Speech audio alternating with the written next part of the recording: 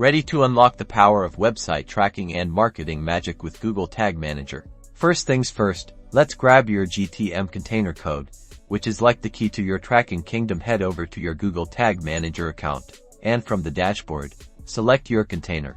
Now, click on your container ID. You'll see a pop-up that shows you the container code snippets needed for your website. It's 2 pieces of code. The first goes in the head of your site, and the second goes in the body. Don't worry, it's easier than it sounds. Think of these codes like the instructions that tell your website how to talk to Google Tag Manager. Let's tackle the head code first. Find the head section of your website's code. This is usually found in the header file or in the global header, which you can access using your content management system CMS like WordPress or your website's code editor. Copy the first code snippet and paste it immediately after the opening head tag. This tells Google everything about your website.